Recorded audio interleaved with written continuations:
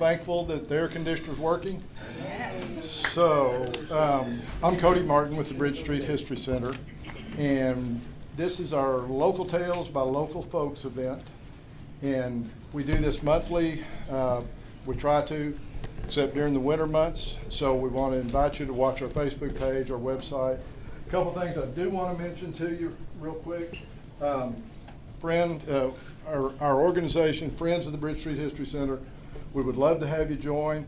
We have special events for our friends. Last May, was it May, Scott? Scott Young back here is the president of our organization. We had an event at Dominique Inge's place on Brazos Street. Some of you will know it as the old Raz Oprah's place, and it was really nice. And last year, we went to Crockett's Bounty, the homestead, the original Crockett homestead. Our speakers today, the topic today is the Old Settlers Reunion.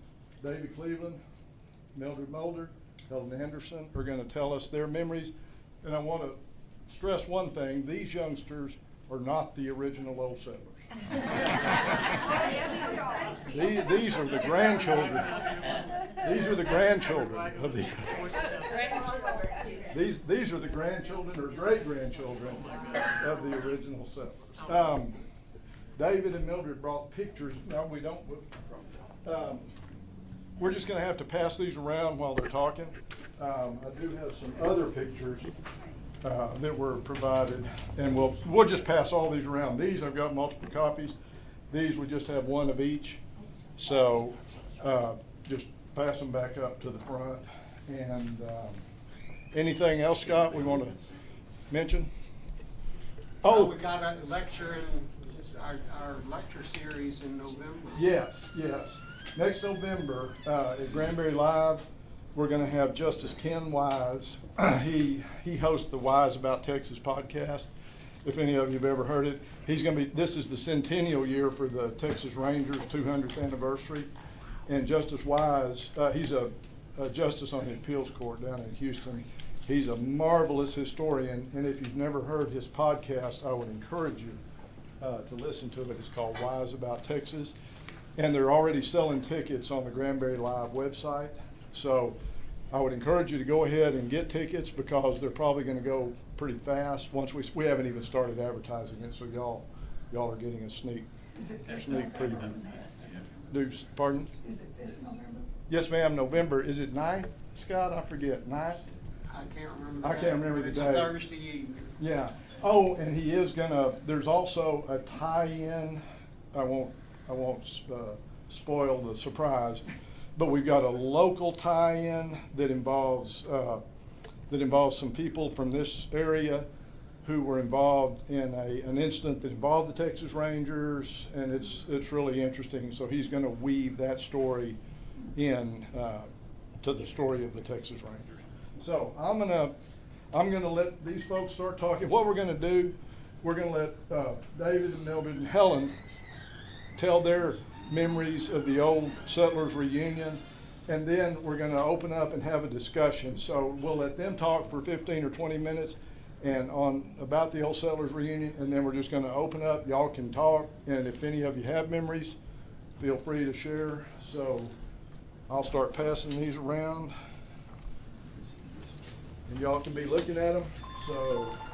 Did you turn that recorder on? Sorry. Okay. Of course, we missed your talk. No, that's fine, yeah. All right, we're good. David, or Mildred? Well, it's good to see everybody here today. I'll try to talk loud enough that you can hear me. And the Old Settlers Reunion was a very important event every year. When I was growing up, of course, I came along after the old settlers and soldiers were gone, and it was still a very popular event. I thought it might be interesting if we could go back just a little past that to a little bit of history, what led up to the people thinking they wanted to have a reunion, and you learn a little bit about what they went through as they settled this area. This area was in 1850, this area was in Johnson County. There was no Granbury, there was no Hood County. The fastest growing settlement in this area was a place called Comanche Peak Post Office. It was later named Acton. And all this was in Johnson County. The county seat of Johnson County was 25 miles east of here on the Nolan River, a place called Buchanan. And there was no local government here in this area. There was a few settlers and a lot of Indians.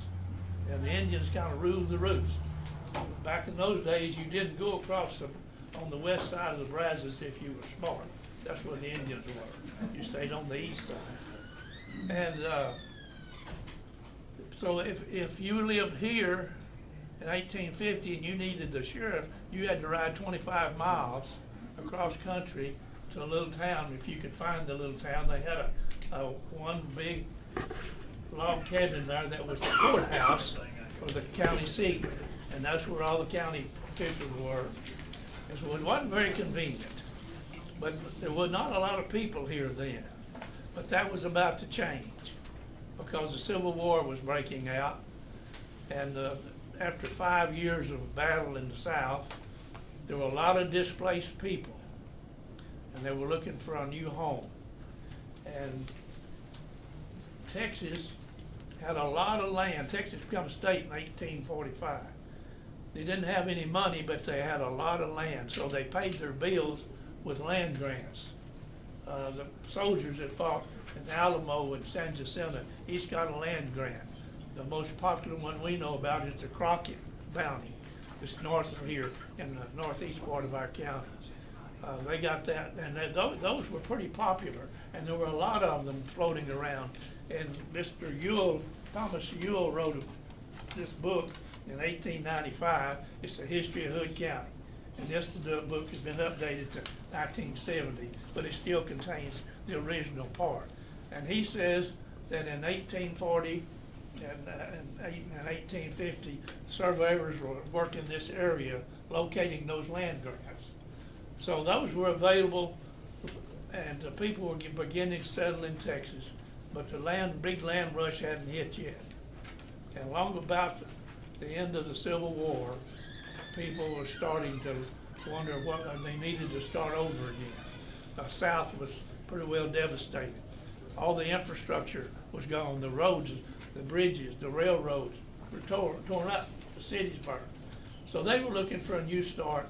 They knew about these land grants, knew about the cheap land in Hood and Granbury, or what was soon to be Granbury. And so they headed this way.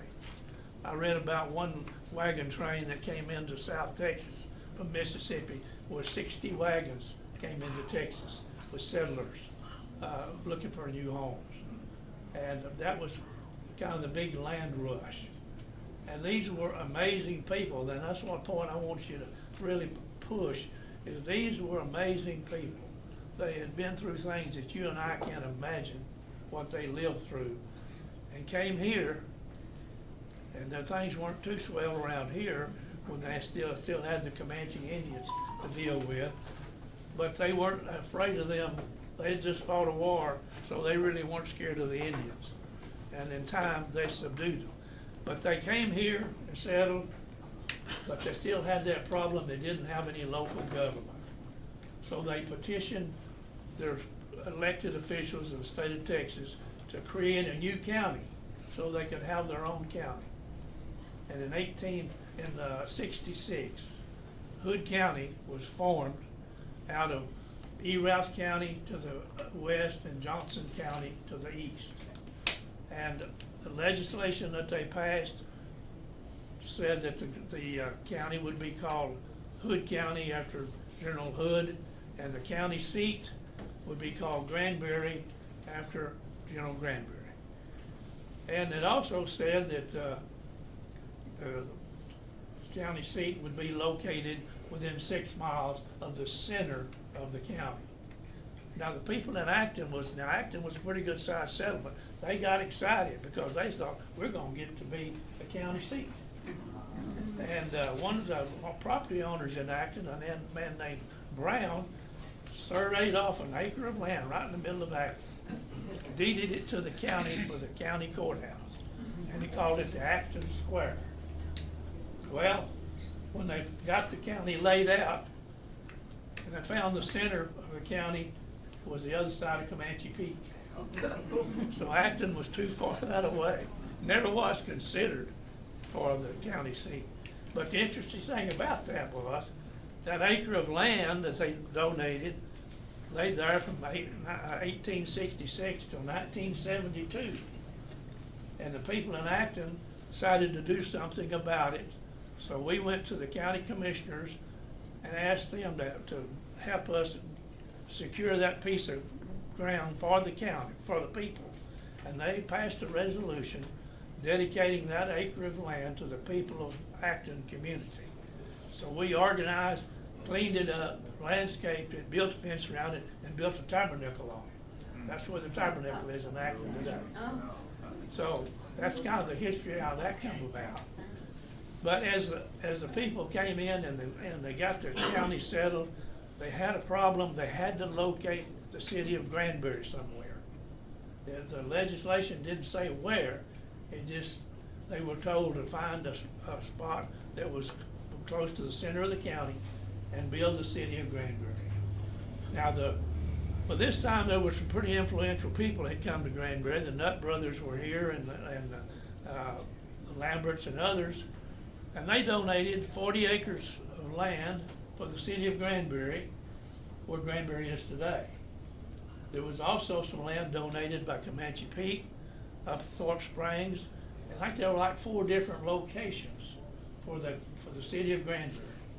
Well, they couldn't decide what to do, so let's have an election. We'll vote on it. Well, the vote didn't come out like the people powers wanted it, so they decided that was an invalid election. And there was some pretty hard feelings over that. But the Comanche Peak was the winner on the election, but they said there's no water out there. Now this was started in 1866. That's when Hood County was formed. The city of Granbury wasn't chartered until 1873. They fought that long over where to build the city of Granbury. But they finally settled on the Lambert and Nutt property that was donated, the 40 acres. Now that's 40 acres doesn't look like it does today. It was a brushy covered, rocky looking hill on the side of the Brazos River.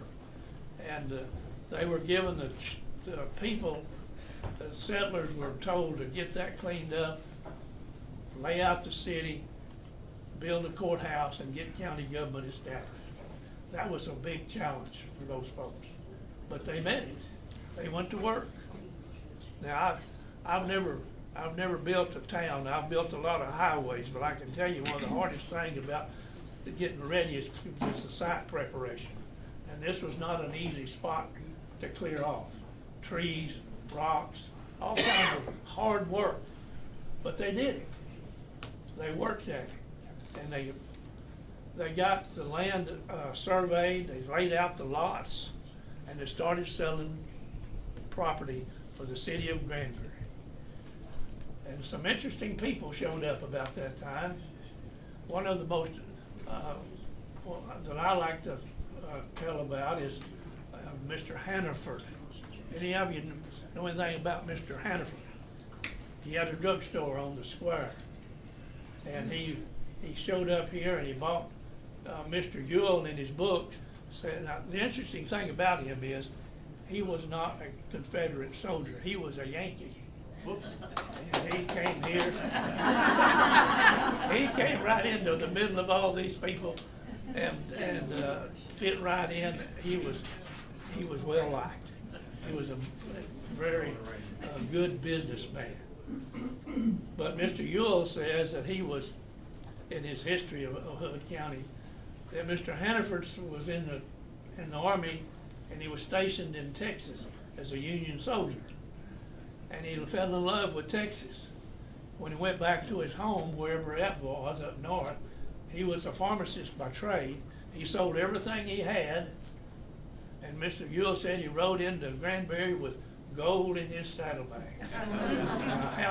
There was no bridge, he had to swim the Brazos River. I don't know how he got that gold across the back, but he did. And he bought the first 2 lots in the city of Granbury. And he started then, he built the first rock building on the square. Still there today. It's on the west side of the square, on the north end. It's the building with the big windows with the arches on top on the ground floor, and then there's smaller windows up above. But you walk by, you see it, it's still there. And he opened up a drugstore, and he prospered very well. Now these folks started with nothing. With what they had in their saddlebags is all they had when they come to town. But there were others that came that did the same thing. There was a gentleman named Major Farmer Walsh. He was an old Indian fighter. Before the Civil War, he fought Indians. Then he joined the Civil War and fought that battle. Then he came to Granbury and fought Indians here. And he was the head of the vigilantes, if you'd like to call them that, or militia that he organized, and he pretty well chased the Indians out of this area by the late 1860s, as I've heard, it's 1870. So the people were, the city of Granbury was growing, and the people were working in their trades. Most of the guys that came here that were soldiers came from farm and ranch backgrounds.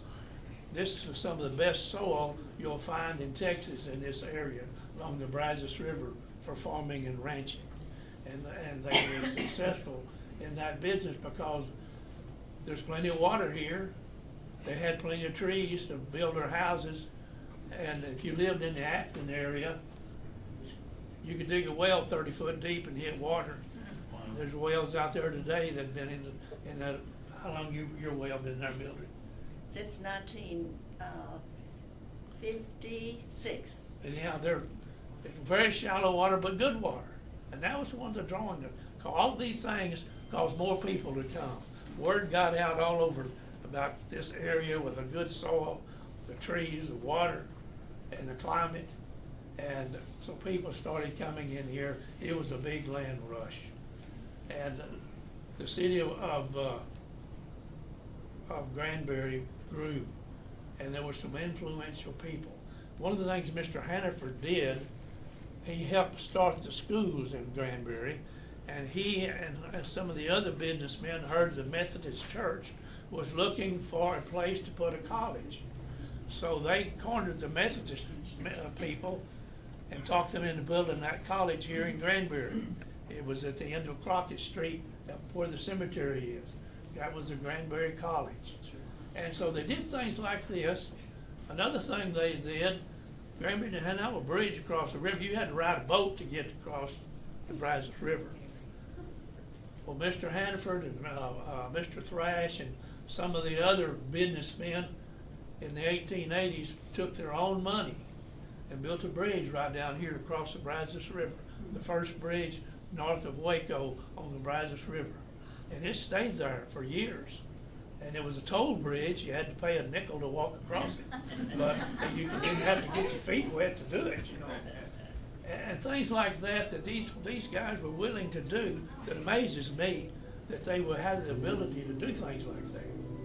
And another big thing they did that helped this area in 1887, they got the railroad to come to Granbury. Now, there's some of these pictures you'll look at will show pictures of the square of Granbury with all these wagons sitting around with bales of cotton on them.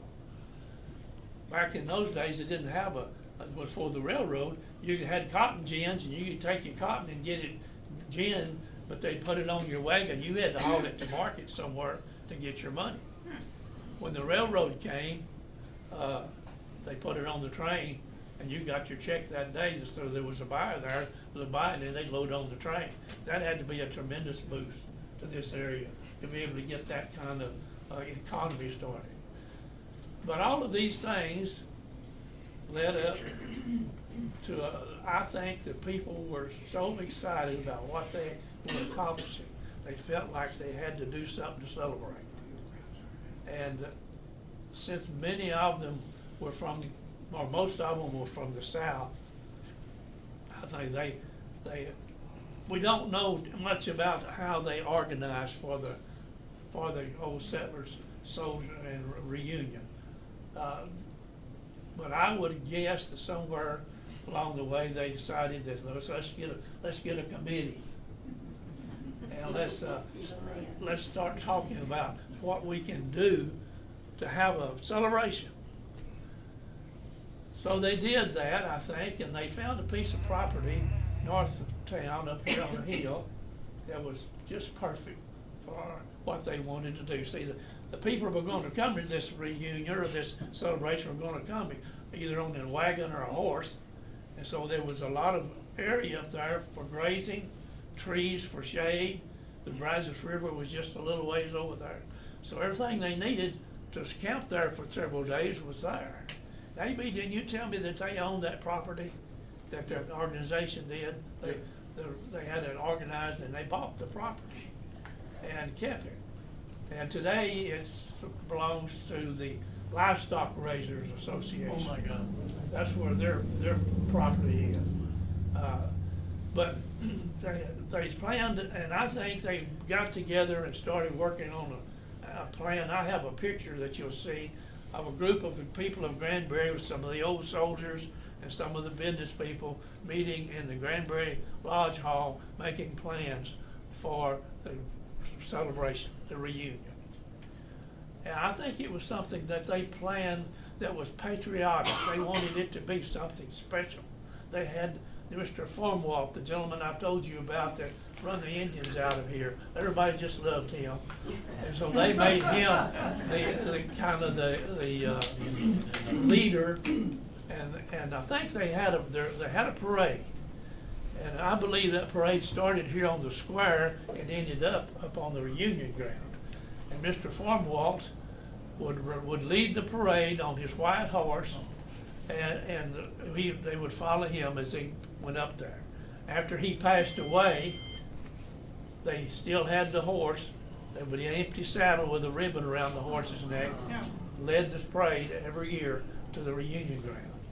So it was kind of a special event. It wasn't just a chance to get together and visit. It was something special. And when you consider that event lasted 80 years, every year, you know there had to be something behind it that kept it going.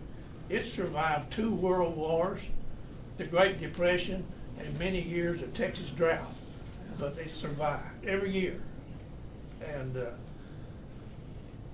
And I wanted to read you something, and we'll get on to a little bit more about the reunion. Granbury was chartered in 1873, and in 1895,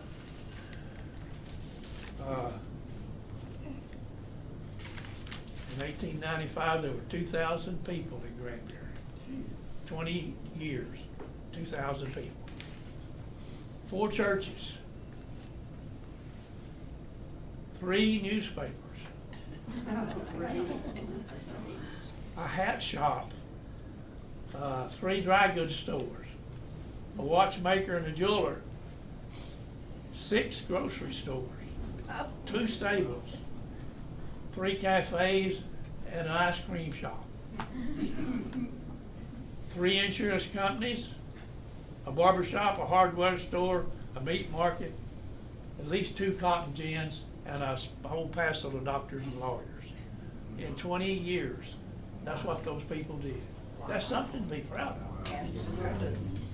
And I think that because of that, they made plans to have a reunion.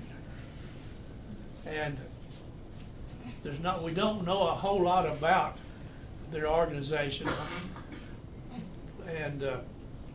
But I think at first, probably, there was a good opportunity to gather up there on the reunion grounds and visit. Just visit. They hadn't had a chance to do much of that. All they had been pretty busy. Now they can sit down and talk, relax, and fight those old battles they had fought, make those old journeys over again, and celebrate each other. And I think that's how it got started. I may be wrong. If any of you got any ideas, I'd love to hear them about how you think it happened. But in reading about it, that's kind of the impression that I got. Helen, will you have any thoughts along those lines? No, I do not. Mildred? No, not how it got started. Okay. I bet it was started by a woman. Oh, I bet you. You're absolutely right there. And they lasted about 3 days. And they camped out. And I'm sure they cooked up their own campfires and slept in the wagons or on the ground. But it was a good opportunity just to visit. And I think that's what they did. Now, later on, other things were added. But in time, they built a tabernacle there. And I have a picture of that you'll see. That was there. I started going to that reunion about the time I started to school, about 1947, 48. And it was more like a carnival when I went than it was a reunion. But it was still a grand thing to see. I mean, this was back in the days when we didn't have televisions. Most of us didn't even have electricity. And you could go up there and there was all these people, all these things are going on, they had different kind of exhibits, rides. You could buy a hot dog, you could go down and live under the tabernacle and listen to some country music or have some kind of a fiddle contest. In the election year, you could hear a politician make a talk. And there was something going on all the time to keep you entertained. And when I went, it was all of a night. They didn't have anything during the day. Now, when it first started, it was during the day also and night. And it started about dark and went till everybody went home. And I loved the Ferris wheel. Most kids like the Ferris wheel, the merry-go-round, and things like that. But they had games you could play and different kind of exhibits.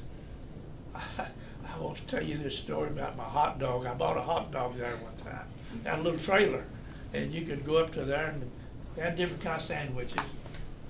So I bought me a hot dog, and they had on the table inside their little trailer with all these jars of mayonnaise, mustard, big jars, 2-gallon jugs, pickles and all that kind of stuff. Well, this guy, when he made my hot dog, he had a big old wooden spoon. He stuck it down in there and smeared the mustard on my hot dog, And about that time, he handed it to me. I saw this big old jumbo grasshopper flying through the air, right into that mustard. Plumb out of sight. This guy just reached over and reached down and got that grasshopper and picked it up. He took his hand off and went back into another hot dog. I threw mine in the trash. But things like that I can remember because it was so unusual. Mildred, do you or Helen, do y'all remember going to the old, see, I grew up in the 60s. I don't remember that it was going on then. Oh, Yes, it Was was. it? I remember. Do you? Yes. Okay. I guess I just didn't go. My Well, I don't know parents- about the 60s. I remember it in the early 50s or when I was very little. I I'm remember the thinking- carnival part of it. And I may be wrong, but I'm thinking about it ended about the time we had the celebration for the 100-year anniversary of Grand Prix. Oh, which would have been 1966. 66. Well, Mildred, do you went with Oscar and your family to the I'll tell you all about it. Okay, well, tell yours and then let Helen, and then we're gonna have questions. We got about, I got a question, okay. well, go ahead while you got David. The 40 acres, what were the parameters of it? How far did it go as far as the river? No, sir, it was just this area, it was a 2-block area from the courthouse. Okay. That's what it originally was. And they cleared all that, and eventually it grew, kept growing and kept spreading out to what it is today. But originally it was the 40 acres. And a pretty rough piece of ground too. But they made a city out of it, and it's been here a long time. So Mildred, tell us what you remember. Well, first I want to go back to the old soldiers. Now, I was born and raised here, and so was my folks. But I had 2 grandfathers that were in the Civil War. Wow. on each side of the family. Both of them were in the Civil War. Well, one of them, when his father, it'd be my great-grandfather, went off to the Civil War, his wife was expecting a baby.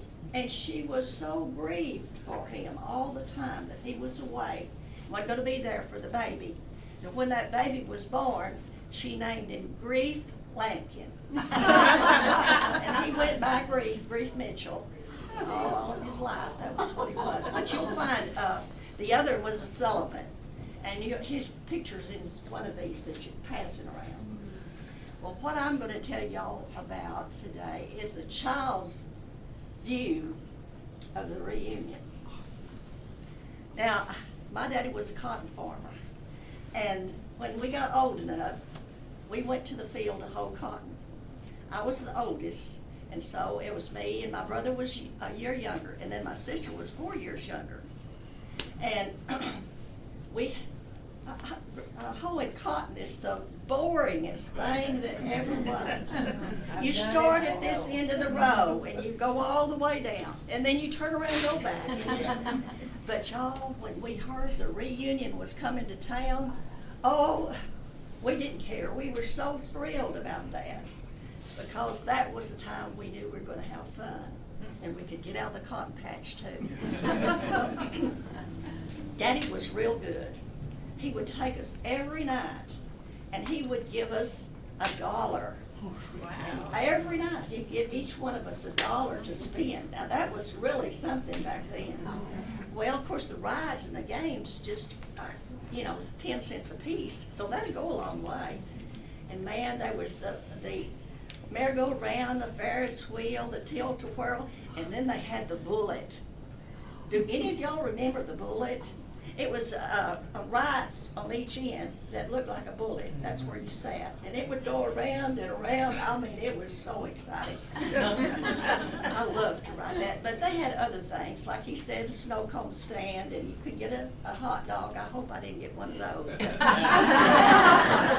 and most of all, you could see your friends that you hadn't seen since school was out. And then we would go along over there on that side where the tabernacle was. And like he said, there was always something going on. There was either a Western band going on, or somebody singing, or a speech going on. It was, of course, that was for the old folks like me, like I am now. And I never stayed there long. I was too busy running around. But the reunion was something that I loved and something I looked forward to. It just made all the difference in the summer when we could go to the reunion and do all that. So the reunion is very important in my life when I was growing up. Helen, tell us what you remember. Well, she must have been one of the more wealthy children. Because we didn't get much talking about the reunion. And I remember that my job was to collect the eggs. I got to gather the eggs, and I got to sell the eggs on Saturday so that I could go to the picture show. But when I heard that there was a reunion, I kind of hoarded some of the eggs and hid them so that when it came Saturday, I found this nest full of eggs. And I got my eggs, and I came to town and sold them, and we went to the reunion. And that's the first time I ever remember going to the reunion, and I was probably 10. We lived on a farm down on the river. We didn't know much about what was going on in Granbury back then, because we were over in Acton, back on the river. So I sold my eggs, and my dad then took us up to the reunion, and the Ferris wheel, oh, it was so beautiful. We never had the electricity, and all the lights and everything. I was just amazed. And my dad saw me standing there looking at the Ferris wheel as it went over, and he said, "Do you want to ride?" And I said, "Well, I'm kind of afraid." And he said, "Well, come on, I'll go with you." And he said, "I'll hold your hand until you get over being afraid." So we got on the Ferris wheel, and I held onto that bar just as tight as I could and onto his hand. About the second time around, I got over that real fast. And the Ferris wheel was one of my favorite places to go. And I saw my boyfriend there, and he asked me to ride the Ferris wheel with him. And I did, and we got stranded on top. That was very romantic. So, and then the Tilt-A-Whirl. I love the Tilt-A-Whirl. After I got over my fright of the Ferris wheel, I wasn't afraid of any of them. And the Tilt-A-Whirl just was real exciting. I loved it. And years later, I had some younger nephews, and we were at the Watermelon Festival in De Leon, I think, and they wanted to ride the Tilt-A-Whirl. And I said, I'll ride with you. And I was in my 40s, late 40s, I guess, and they were just shocked that I didn't ride the Tilt-A-Whirl. And so they grabbed me, and we got on the Tilt-A-Whirl, and when I got off of it, I was the sickest human. So I got over my Tilt-A-Whirl thrill. But I remember the singing under the tabernacle. We'd go down there and listen to the bands and listen to that. And of course, it was, like you said, the politician year. I tried to avoid the tabernacle. But it was a real exciting time for us because that was the first entertainment of that kind I had ever seen. Well, they had all sorts of games too that you could play. You know, you could knock stuff down and get stuffed animals. Yeah. And then you could throw a baseball and hit these things, and you got all these things that were made out of plaster, you know, dolls and different things. And my mother-in-law had a whole wooden chest full of those things that my husband, when he was younger, had won there. And they had another thing that was there. It was like a square, and it had a wood all the way around the square that you couldn't get in the middle. And it wasn't as large as this room, but it was pretty good size, and it's close to the floor, about that tall from the floor. They had a little table, and on this table was all this glassware. And if you could pitch your money out there and go in one of those bowls and everything, you got to keep it. Well, I brought you some of my bowls.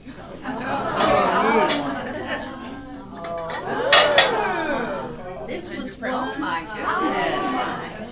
I still had left over. I think these were my mother's, but anyhow. It was mostly the glassware looked like this. Wow.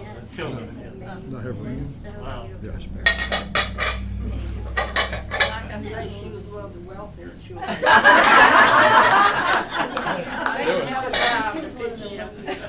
There was also, they had a spook house. It was an 18-wheeler trailer, and they had it blocked off into little rooms, and you went in the back here, and it had horrible scenes in there where they were working on people, you know, operating on people. And when you come out, on the other end, they had a little walkway that you walked down to get on the ground. Well, the guy that ran the place, he sat out there in front behind this little podium. He had an air compressor with an air hose run underneath that platform. And when the girls come out, on the air, flew up their dress. Oh, my God. Now, I want to tell you, there was always a big crowd. Girls didn't wear pants back then. So, at this point, we're going to kind of open up. I know we've got a few Granbury natives here. If any of y'all have memories of the old settlers, yeah, Kathy, Stan, tell us. Native. I'm a Bluffdale native. They're close enough. But I've got to add to her story about the Ferris wheel because I didn't like it. Okay. And I guess I probably was about 5. I don't remember, but I remember we always came, you know, to the reunion. Well, anyway, so my dad took me on the Ferris wheel, and I didn't like it, and I got scared and wanted off. And so every time we'd come around the bottom, he would ask the guy, please, you know, let us off. Well, he wouldn't do it. And we just kept going around, and he said it was all he could, he was a big man, it was all he could do to hold me in there. Oh, my Because God. I was trying to get out of there. And when we finally got down, the man let us out. He said that's as close as I ever came to killing somebody. But the fact that he was trying to control me, and anyway, the point is I've never ridden another ride. The merry-go-round, maybe. Yeah. But that scared me so much that I won't ride rides. So that's my memory of the reunion. Larry or Cindy, do either one of y'all? My only memory was being there and just the vision. I don't, there wasn't a lot of particulars, but I was amazed by the carnival rides and the lights, just like what you said. And I just have that little, I would have probably only been about 4 or so when I remember going to that. But it was a big, everybody went. Everybody went. Got to see your friends. So we'll open the floor to, yes, sir. How did you all get across all those distances? Did you ride your horse or So that would be for Helen and David from Acton. How'd you get to Granbury? Well, we had an automobile. Yeah. We, the whole family went. We'd all come in from the field and get ready and cleaned up and get in the car, and we'd go to the reunion. And Oh, it was a big deal. I mean, it was really a big deal to me. Of course, Mildred, y'all just lived a few miles out, so y'all probably walked or No, rode, we went. rode your horse, or in the car? Okay. One other little story I like to tell real quick. Yeah. In 1958, I believe, or 59, some of y'all may remember W.L.E.O. Daniels used to be governor of Texas. Well, he ran for governor that year, and he campaigned across Texas in a red fire truck with a country western band on there with him. Well, one night I was there at the reunion, I heard a siren, which was unusual. I looked up, and here goes this red fire truck across the reunion ground, right up to the tabernacle. Pulled right up under the edge of it. He got up, he was on the fire truck, he made a speech about. Oh, really? Yeah. Huh. And then the band played 2 or 3 songs, and then they took off and went somewhere else. He didn't get elected that year. Do we have any other questions? And That tabernacle you're talking about, that wasn't the one in Acton? No. It was up there. Yeah, it's up there in the reunion ground. It's not there anymore. Oh, okay. But it was there for a long time. That That's was- it. And I can tell you a story about that. All right. Okay. When the Reunion Ground Corporation or whatever it was disbanded, they gave the property to the Hood County livestock raisers. And in about in the mid-90s, we tore the tabernacle down. And we were not very popular. I'll tell you. It was terrible. Yeah. I thought we was gonna have a Why were riot. down? Why was it torn down? I guess they didn't no longer use it. It was falling down and we didn't have the money to fix it. And, But it was something that some people didn't want torn down, yeah, and the original people, that remembered being there and Yeah. having fun and stuff. And they got very upset. And, Do the people like you that were born here and families have been here for generations, do they not like the growth in Granbury? As of right now, how much it has grown? we might not, we better not go there. Start in 1982. No, Personally, I think it's wonderful, because when I graduated from high school, there were no job opportunities. Right. Nothing in Granbury. Yeah, That there was at was- 51. There were 30 kids in my senior class, and when my son graduated, there were 200 in it. So I think that we've come a long way and we're still going. Yes, absolutely. Well, and We've been coming here since 90, bought property here, didn't live here, but we've had property here. So. You know Melba Anderson, don't you? Yeah. God bless you. She's our neighbor. Oh, is she? Melba? Melba. She's my first cousin. Oh, really? She and Melba are the same age. You're both 30 years old. We're both 30. Yeah. Let it go with that. Yeah, Well, you told me what year you graduated. I'll relate something that's relevant to what you said. I grew up in Granbury and then moved away for 25 years. And I've been back I live in DeCordova for 20-something years. But at one point, a sales rep or something came down to call on me, and we were driving through town. I said, "Yeah, I grew up here." And he said, "Oh, well, what's it like, being back in the town you grew up?" And I said, "This isn't the town I grew up in." I said, "Another town laid on top of it." So that's, even though for the old timers, yeah, the buildings are the same, But I've told people before, if you want to see what Granbury was like in the 1960s and early 70s, before the lake, you go to Abilene and you turn north and go to Anson and Haskell and Stamford. Yes. Is that, you would That's agree with that? exactly right. Those towns, nothing wrong with them, nice little towns, but they're not growing. And it was a small like David related, this was a small farming agricultural community. Many of the buildings were abandoned. But you knew everybody, all the merchants in town. You knew all the merchants, and most all the people. You just knew everybody when you went down, and especially on the Saturday night. Yes. Because on Saturday night, all the farmers would come to town to buy groceries. That was a big night at the Palace Theater, y'all. The Palace Theater is the main attraction. In 1966, they built the bypass around Granbury. Town like it dried up. That was for the lake. You could buy most anything, any building on the square if you wanted to, because they were just boarded up. And when the lake came along, that all changed. Yeah. And it took off. Well, folks, if any more questions, we're putting, yes, ma'am. Was the settlers reunion typically held in the summer? What's what now? In the summer? Settlers reunion. When, what, was it in the summertime? Yes. Yes, Yeah, it was August. the middle of the summer. Yeah, usually Smack dab in the July, middle of August. summer. Well, we're gonna have mercy on the air conditioner because we're up to 78. We started at 72. So if there's any more questions, we'll go ahead and ask them. I don't want anybody to pass out from the heat. So, well, I do want to thank y'all. Y'all are a record-breaking crowd. We had, I think we had 39 people sign up to attend, and normally we have about half show up. So I was expecting 15 or 20.